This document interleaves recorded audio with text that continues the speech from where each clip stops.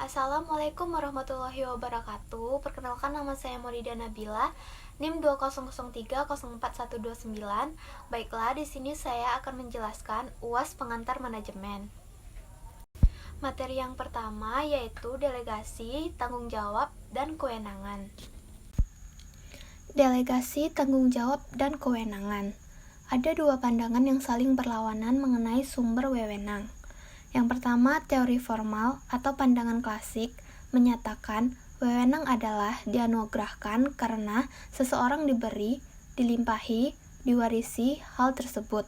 Teori ini menganggap bahwa wewenang berasal dari tingkat masyarakat yang paling tinggi. Yang kedua, teori penerimaan atau acceptance theory of authority menyatakan kunci dasar wewenang ada dalam yang dipengaruhi atau influence, bukan yang mempengaruhi. Jadi, wewenang itu ada atau tidak tergantung pada penerima atau receiver. Teori ini menyanggah pendapat bahwa wewenang seseorang timbul bila hal itu diterima oleh kelompok atau individu kepada siapa wewenang tersebut dijalankan. Jenis kewenangan. Kewenangan ini, kewenangan staf, kewenangan fungsional. Kewenangan dan tanggung jawab. Manajer yang diberi wewenang menyadari terdapat tanggung jawab dalam setiap kewenangan dan menjalankan tanggung jawab tersebut. Kewenangan versus tanggung jawab. Manajer yang diberi wewenang menyadari terdapat tanggung jawab dalam setiap kewenangan dan cenderung menghindar dari tanggung jawab tersebut. Sentralisasi dan desentralisasi. Sentralisasi merujuk kepada cara pengorganisasian di mana keseluruhan tugas, tanggung jawab, dan perintah dipusatkan dari hierarki yang paling tinggi untuk kemudian hierarki yang di bawahnya menerjemahkan dalam bentuk tindak lanjut dari apa yang telah diputuskan dari hierarki yang tertinggi. Desentralisasi merupakan pelimpahan kewenangan dari hierarki yang lebih tinggi kepada hierarki yang lebih rendah dalam hal pengambilan keputusan dan penentuan dengan cara bagaimana kegiatan akan dijalankan. Materi yang kedua yaitu motivasi. Motivasi.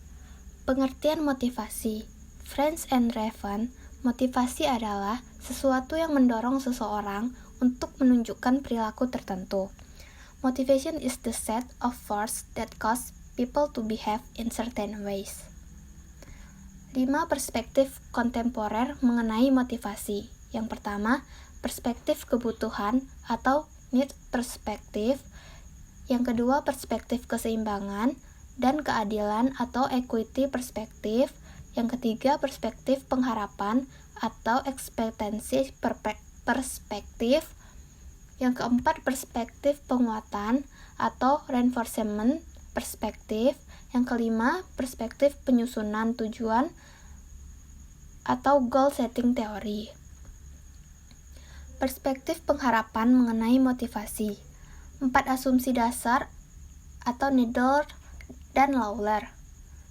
Perilaku sangat ditentukan oleh kombinasi dari berbagai faktor individu dan berbagai faktor lingkungan.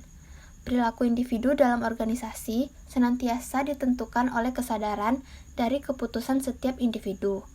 Individu memiliki keragaman, kebutuhan, pengharapan, dan tujuan. Masing-masing individu cenderung akan berperilaku berdasarkan pilihan alternatif perilaku yang terkait dengan harapan mereka. Perspektif penyusunan tujuan mengenai motivasi. Menyangkut tingkat keterlibatan anggota dalam penyusutan dan penentuan tujuan organisasi, ketidaktahuan pegawai tentang tujuan organisasi akan menyulitkan perusahaan mencapai tujuan. Anggota yang bertipe X cenderung kurang dilibatkan, tidak terlalu dapat diharapkan dalam penyusunan tujuan, sedangkan yang bertipe Y cenderung untuk lebih dilibatkan dalam penyusunan tujuan. Kerangka McGregor. Yang ketiga, kelompok kerja dan komunikasi dalam organisasi. Kelompok kerja dan komunikasi dalam organisasi. Pengertian kelompok dan kelompok kerja. Kelompok, kumpulan 2 orang atau lebih yang saling berinteraksi dan saling mempengaruhi untuk suatu tujuan tertentu yang dipahami bersama. Two or more people who interact and influence each other toward a common purpose. Kelompok kerja, kelompok yang disusun oleh organisasi dengan tujuan untuk menjalankan berbagai pekerjaan yang terkait dengan pencapaian tujuan organisasi. Kelompok kerja formal dan informal. Kelompok kerja formal adalah kelompok kerja yang dibentuk atau disusun secara resmi oleh manajer, di mana kelompok kerja tersebut diberikan tugas dan pekerjaan yang terkait dengan pencapaian tujuan organisasi. Kelompok kerja informal, kelompok kerja disusun atau tersusun dengan sendirinya ketika beberapa anggota dari organisasi yang kegiatannya biasanya tidak terkait langsung dengan rencana-rencana rutin dari organisasi, namun secara tidak langsung akan mempengaruhi kinerja dari orang-orang dalam organisasi. Norma dalam kelompok kerja. Norma, sesuatu yang diterima dan disepakati oleh kelompok sebagai aturan yang mengontrol perilaku dan tindakan mereka. Komunikasi dalam organisasi. Pengertian komunikasi, proses di mana seseorang berusaha untuk memberikan pengertian atau pesan kepada orang lain melalui pesan simbolis. The process by which people attempt to share meaning via the transmission of symbolic message. Bentuk-bentuk komunikasi. Komunikasi interpersonal, komunikasi lisan, komunikasi tertulis. Komunikasi dalam bentuk jejaring komunikasi. Pola roda, pola huruf Y, pola komunikasi bersambung, pola komunikasi melingkar, pola komunikasi menyeluruh. Terakhir, yang keempat, yaitu konflik. Konflik. Pengertian konflik. Konflik adalah suatu situasi apabila salah satu atau dua belah pihak menunjukkan permusuhan dan menghalangi usaha masing-masing untuk mencapai tujuan atau sasaran. Konflik merupakan suatu bagian yang alamiah dari sebuah proses sosial dan terjadi di dalam semua organisasi. Penyebab konflik.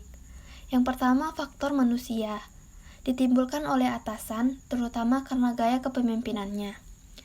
Yang kedua, personil yang mempertahankan peraturan-peraturan serta kaku. Timbul karena ciri-ciri kepribadian individual antara lain sikap egoistis, temperamental, sikap fanatik, dan sikap otoriter. Yang kedua, faktor organisasi. Persaingan dalam menggunakan sumber daya, perbedaan tujuan antar unit-unit organisasi, interdependensi tugas, perbedaan nilai dan persepsi, kekaburan yurisdiksional. Konflik terjadi karena batas-batas, masalah status, hambatan komunikasi,